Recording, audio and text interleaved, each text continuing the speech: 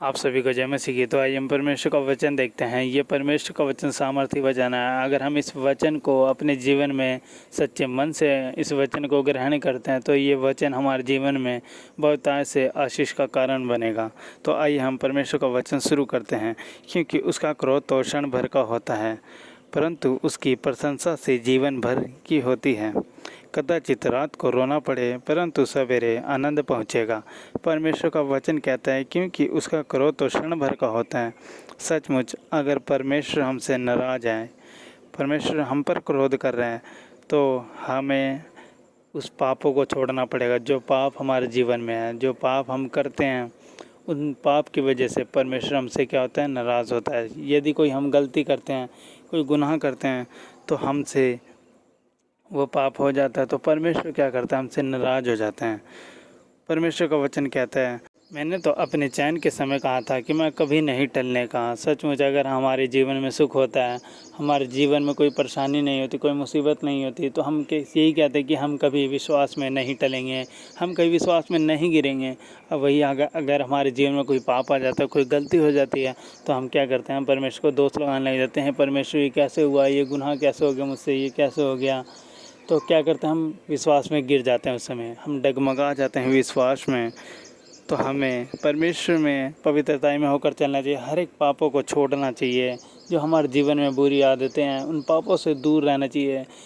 उन पापों से दूर रह के हमें परमेश्वर के करीब जाना चाहिए।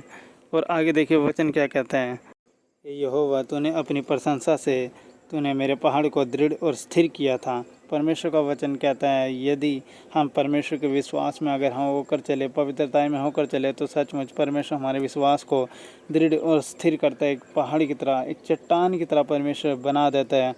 और आगे परमेश्वर का वचन देखिए क्या कहता है, जब तूने अपने मुख मेरे से फेर लिया तब मैं घबरा गया। तो सचमुच अगर परमेश्वर, वही परमेश्वर जो हमारे विश्वास को पहाड़ जैसा दृढ़ करता है और स्थिर करता है, अगर हम गुनाह करें, तो हम पाप करें, परमेश्वर क्या करता है, अपना मुख फेर लेता है। फिर हम क्या करते हैं, घबराने लग जाते हैं, हम परेशानियों में जाने लग जाते हैं।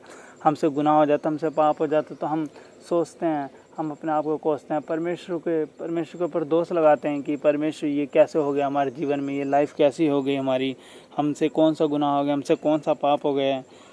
ठीक है, तो परमेश्वर क्या करता है, अपना मुख हमसे फेर लेता है। पर परमेश्वर की नज़र फिर भी हम पर बनी रहती है कि ये इन पापों को छोड़ेगा, इन पापों से तौबा करेगा, तो मैं इसे फिर से तैयार करूँगा, मैं इसे फिर से खड़ा करूँगा उस पहाड़ की तरह, उस चट्टान की तरह। तो सचमुच हमें क्या करना चाहिए, हमें अपने जीवन से हर एक गलतियाँ, हर एक गुनाह, हर एक पाप को अपने जीवन से निकाल देना चाहिए।